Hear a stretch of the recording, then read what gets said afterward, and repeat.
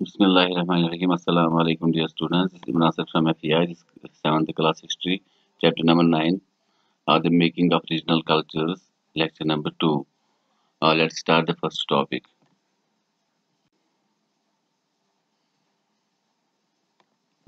Beyond regional frontiers, the story of Kathak. तो regional हम कह सकते हैं कि अलग अलग फ्रंटियर्स यहाँ पे इंडिया में थे। बहुत सारे अलग अलग जगहों पे अलग अलग जबानों के लोग अलग अलग जगहों पे रहते थे, जिनका अपना अलग एक कल्चर था, रहन सहन था, अलग वो खाना खाते थे, अलग उनके फेस्टिवल्स वगैरह होते थे। लेकिन यहाँ पे हम एक स्टोरी उठाएंगे कथक की, जो कि एक क्लासिकल डांस माना जाता है। तो इंडिया में तकरीबन 6 अलग-अलग different forms of classical dances है, उनमें से कथक भी एक है। तो आइए कथक के बारे में कुछ और जानते हैं। तो अगर हम देखें ये जो कथक है, ये जो स्टार्ट हुआ था इसका, ये नॉर्दर्न इंडिया में हुआ था। कहा जाता है कि उत्तर प्रदेश जो इंडिया की स्टेट है नॉर्थ में, तो वहाँ पे कथक डांस का की शुरुआत हुई थी। एक्चुअली में ये कथक की मीनिंग होती है स्टोरी टेलर्स। जो कथा मतलब कथा का मतलब होता है स्टोरी। तो जो स्टोरीज वगैरह बोलते थे किनकी, राधा कृष्णा वगैरह की। और इसके अलावा उसके बाद उसको बोला जाता, उसके बाद उसको फिल्माया जाता था प्लेज वगैरह में, उनकी स्टोरीज वगैरह को, जिसको रास लीला कहते थे। तो यहाँ पे रास लीला तो उसके बाद क्या हुआ, उसके बाद इस अ, एक डांस फॉर्म मतलब वजूद में आया, जहाँ पे गेस्चर्स के ज़रिए ये जो स्टोरी टेलर्स थे, अपनी गेस्चर्स के ज़रिए बताते थे या एक्सप्रेशंस के ज़रिए बताते थे कि ये स्टोरी कैसी है। तो इसमें म्यूज़िक भी उसके बाद डेवलप किया गया। और इसके अलावा अलग-अलग म्यूज़िक फॉर्म्स भी डेवलप हुए पूरे इंडिया में, जिसमें कव्वाली, ख़याल वगैरह शामिल है। इसके अलावा एक म्यूज़िकल इंस्ट्रूमेंट भी इस्तेमाल किया गया, जिसका नाम सितार था। तो ख़याल अगर हम बात करें, ये उर्दू पोएट्री वगैरह की शुरुआत हुई, जिसमें उसके बाद म्यूज़िक वगैरह का भी इस्तेमाल हुआ, जो कि 18th सेंचुरी में शुरू हुई।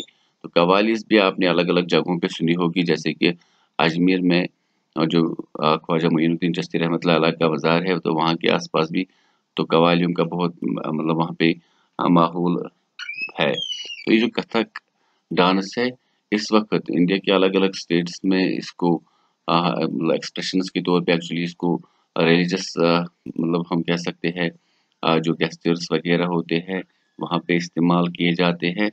तो इसको क्लासिकल फॉर्म ऑफ डांस में इंक्लूड किया गया है। तो यहाँ पे कुछ पिक्चर्स है जो कथक डांस पिक्चर्स हम कह सकते हैं।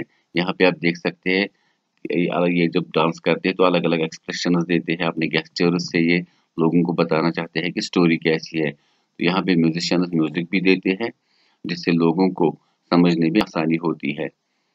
इसके अलावा पेंटिंग्स, तो पेंटिंग्स वगैरह भी लिटरेचर वगैरह भी कल्चर का एक अहम हिस्सा है। तो अगर हम यहाँ पे बात करें मिनिएचर पेंटिंग्स, जिनकी शुरुआत अगर हम बात करें मुगल पीरियड के दौरान हुई, जिसमें स्मॉल साइज की जो पेंटिंग्स वगैरह थी वो बनाई जाती थी, जिनमें वाटर कलर का इस्तेमाल किया जाता था, और ये तस्वीरें क्लॉथ या पेपर पे बनाई जाती थी। तो अकबर, जहांगीर, शाहजहां वगैरह ने काफ़ी बेहतरीन स्किल्ड पेंटर्स को वहाँ पे हायर किया था मैन्युस्क्रिप्ट्स वगैरह लिखने के लिए। जो इनका किताब खाना या लाइब्रेरी होती थी, तो मैन्युस्क्रिप्ट्स वगैरह हाथों से वो किताबें लिखते थे। इसके अलावा साथ-साथ में ये मिनिएचर पेंटिंग्स भी बनाते थे। लेकिन उसके बाद जब मुगल डायनास्टी का डिक्लाइन शुरू हुआ, खात्मा शुरू हुआ, उसके बाद जो डेक्कन या राजपूत रूलर्स थे, उन्होंने भी कुछ स्किल्ड आर्टिस्ट्स को चुना और जो उनकी वो पेंटिंग्स वगैरह बनाते। तो अगर हम देखें, इनमें से एक बोल्ड स्टाइल है मिनिएचर का, जो पशोली पशोली पेंटिंग जिनको कहते हैं। एक्चुअली ये जम्मू कश्मीर, जम्मू के एक डिस्ट्रिक्ट कठुआ में वाक़ा है, बशोली एक जगह है। वहाँ पे लोग ये पेंटिंग्स बनाते हैं, जिनमें जो रिलीजियस टेक्स्ट्स में उन्होंने दर्शाए है चरित्र वगैरह, कैरेक्टर्स वगैरह, तो उनकी पेंटिंग्स वगैरह वो बनाते हैं, जो काफ़ी ज़्यादा फेमस है। और वहाँ के लोगों की आमदनी, अगर हम बात करें, जो लिवलीहुड वगैरह है, इसी पे मतलब पेंटिंग के ज़रिए ही चलता है। इसके अलावा हिमालयन रीजन में भानु दत्तास की रास मंजरी, तो उनकी पेंटिंग्स वगैरह भी काफ़ी ज़्यादा फेमस है। इसके अलावा कांगड़ा आर्टिस्ट्स ने मिड 18th सेंचुरी में एक नया स्टाइल प्रोवाइड किया मिनिएचर पेंटिंग्स का।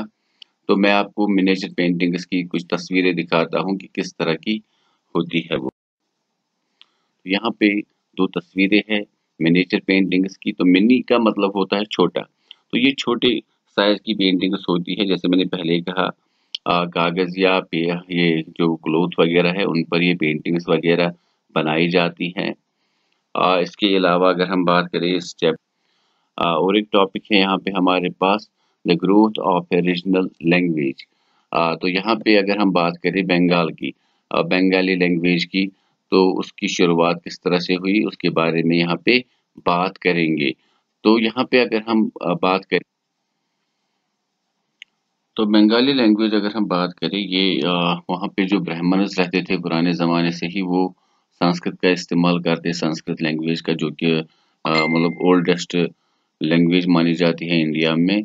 तो इसके अलावा अगर हम बात करें, तो वहाँ पे संस्कृत जब धीरे-धीरे जो ब्राह्मण इस्तेमाल करते थे, इसके अलावा जो आम लोग वहाँ पे थे, जैसे कि इस वक़्त बंगाली लैंग्वेज जो है बांग्लादेश, वेस्ट बंगाल और आसाम के कुछ रीजन्स में बोली जाती है। इसके अलावा अंडमान और बाकी जो अरुणाचल प्रदेश वगैरह है, वहाँ पे भी कुछ लोग बंगाली लैंग्वेज का इस्तेमाल करते हैं। लेकिन अगर हम बात करें, बंगाली लैंग्वेज जो यहाँ पे लिखा गया है कि डिवाइड हुई है टू कैटेगरीज में। फर्स्ट इंक्लूड होती है कि ट्रांसलेशंस फ्रॉम संस्कृत एपिक्स। तो उनका इस्तेमाल वहाँ पे बंगाल में सबसे पहले होने लगा, क्योंकि अगर हम बात करें रामायण महाभारत वगैरह जो है वो संस्कृत एपिक्स मानी जाती है। इसके अलावा नथ लिटरेचर का मतलब होता है, जैसे हमने पिछले चैप्टर में भी पढ़ा था, अ, तो वहाँ पे हमने योगीज़, सिद्धीज़ एंड नथपंथीज़ की बात की थी। जो नथ है ये वेस्ट बंगाल में रहते थे, जो लॉर्ड शिवा को काफ़ी ज़्यादा मानते थे, और लॉर्ड शिवा के रिलेटेड और जो उनके मानने वाले थे, जो वहाँ पे साधुज़ थे, जो लॉर्ड शिवा को मानते थे, उनको नथ्स कहते थे, नथपंथीज़। तो उन लिटरेचर को मिला के उसके बाद जो वहाँ पे लोकल लोग प्राकृत लैंग्वेज इस्तेमाल करते थे। इसके अलावा ओडियो, बिहारी या असमीज लैंग्वेज वगैरह इंटरमिक्स हुई। उसके बाद जब मिडिवल पीरियड में मुस्लिम रूल वहाँ पे शुरू हुआ, तो अरबिक, उर्दू वगैरह अलग-अलग लैंग्वेजेस या पर्शियन के वर्ड्स इंटरमिंगल हो गए और नई एक लैंग्वेज सामने आई जिसको बंगाली लैंग्वेज बोला जाने लगा। और ये इसी पर्टिकुलर रीजन में बोली जाती थी, जिनका नाम मैंने भी मेंशन किया, जिसमें Bangladesh, West Bengal, parts of Assam, या हमने बात की थी अंडमान, या इसके अलावा अरुणाचल प्रदेश वगैरह की स्टेट्स में कुछ लोग बंगाली लैंग्वेज का इस्तेमाल करते हैं। तो ये भी कल्चरल मतलब इंटरमिक्स वगैरह जो हुआ उसकी वजह से ही ये डेवलपमेंट हुई। इसके अलावा पीर्स एंड टेम्पल्स, अगर हम यहाँ पे बात करें, तो 16th सेंचुरी से जो बंगाल था वहाँ पे काफ़ी ज़्यादा चेंजेस आई। वहाँ पे जो वेस्टर्न पार्ट जो कि ड्राई रीजन माना जाता है, वहाँ पे काफ़ी ज़्यादा लोगों ने माइग्रेशन की towards the south eastern Bengal.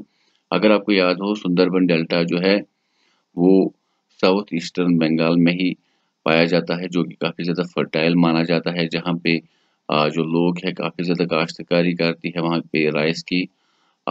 इसके अलावा जब मुगल कंट्रोल वहाँ पे बंगाल में आया, तो वहाँ पे जो कैपिटल थी उसको शिफ्ट किया गया ढाका। तो काफ़ी ज़्यादा ऑफिशियल्स वहाँ पे जो मुस्लिम मतलब ऑफिशियल्स थे उनको लैंड ग्रांट्स वहाँ पे मिली, जिन्होंने वहाँ पे मॉस्क वगैरह बनाए, मस्जिदें वगैरह बनाई। अ, इसके अलावा जो अर्ली सेटलर्स थे उन्होंने अपने टीचर्स से हेल्प ली, जो उनके पीर्स वगैरह होते थे। पीर आपको याद ही होगा कि यहाँ पे कश्मीर में भी हम पीर्स उनको कहते हैं, जिनको रिलीजियस नॉलेज वगैरह होती है और जो लोगों को गाइड करते हैं। इसके अलावा इनमें इंक्लूड होती थी सूफी सेंट्स वगैरह, जो काफ़ी बेहतरीन रिलीजियस पर्सनैलिटीज़ होती थी, जिनकी हेल्प लेकर वहाँ पे मस्जिदें, दरसगाह वगैरह, मदरसे वगैरह बनाए गए।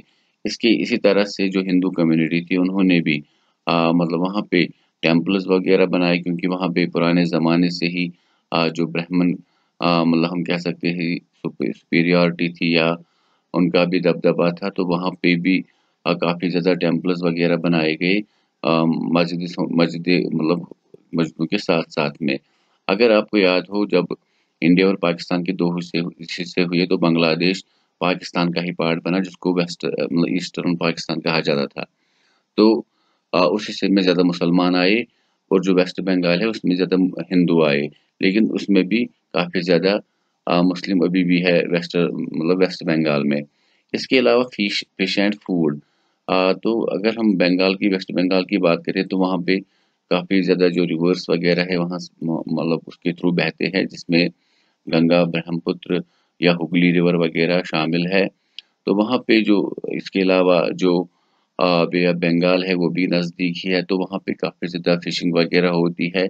इसके अलावा राइस कल्टीवेशन में भी काफ़ी ज़्यादा मतलब वेस्ट बंगाल काफ़ी आगे है तो वहाँ पे जो स्टेपल फूड है लोगों का वो फिश एंड फूड ही है। फिश एंड मतलब राइस ही है। इसके अलावा अगर हम बात करें जो वेस्ट बंगाल वगैरह में जो ब्राह्मण्स रहते हैं वो भी फिश खाते हैं। बाकी इंडिया में ऐसी चीज़ें देखने को नहीं मिलती है। बाकी इंडिया में जो ब्राह्मण्स है वो फिश नहीं खाते हैं। तो ये कल्चर मतलब अगर हम देखें वहाँ के कल्चर में ये चीज़ें आ गई इसलिए वहाँ के मतलब हर एक पर्टिकुलर रीजन के रहन-सहन में उनके खाने में, उनके डांस में, उनके लिटरेचर में काफ़ी ज़्यादा चीज़ें जो होती है वो डिफरेंट होती है मतलब एक जगह से दूसरी जगह तक। तो उम्मीद करता हूँ कि आपको ये टॉपिक या ये चैप्टर जो है ये इसी के साथ कंप्लीट हुआ। आपको ये अच्छे से समझ में आया होगा। तो इंशाल्लाह अब हम नया चैप्टर स्टार्ट करेंगे तब तक के लिए स्टे